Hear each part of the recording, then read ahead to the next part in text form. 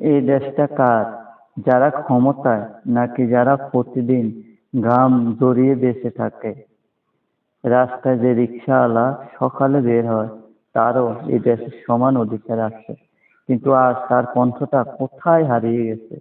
আজ রাজনীতি এমন জায়গায় এসে দাঁড়িয়েছে যেখানে দল বড় কিন্তু দেশের ছোট হয়ে যাচ্ছে। মানুষ এখন মত দেয় না, ভয় পায়।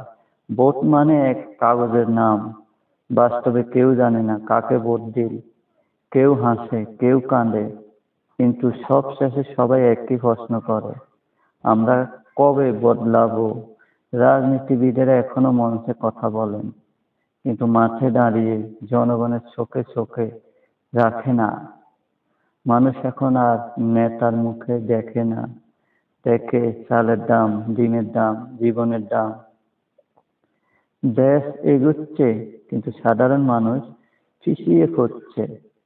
একসময় তরুণেরা ছিল আন্দোলনের ফটিক, আজ তারা নীরব দর্শক। কেউ বিদেশে চাকরি খোঁজে, কেউ দেশে টিকে থাকার লড়াই করে, কিন্তু তাদের ভেতরে এখনো আগুন আছে। তারা চায় পরিবর্তন, তারা চায় এমন রাজনীতি যেখানে ক্ষমতা নয়, সেবাই বড় কথা।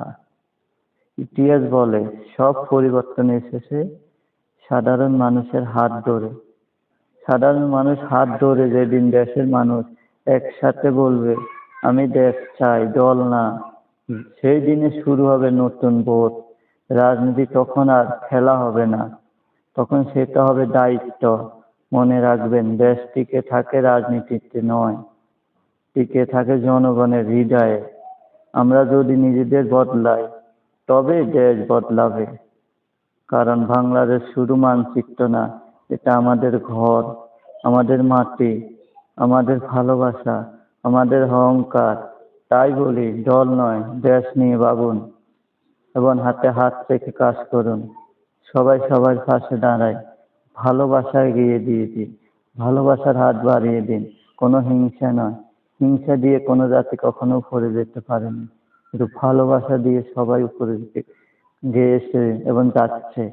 ভালোবাসার বিকল্প কিছু নাই। হিংসা মানুষকে ধ্বংস করে দেয়, আর ভালোবাসা মানুষকে উপরে সিঁড়ি পর্যন্ত পৌঁছাইয়ে দেয়।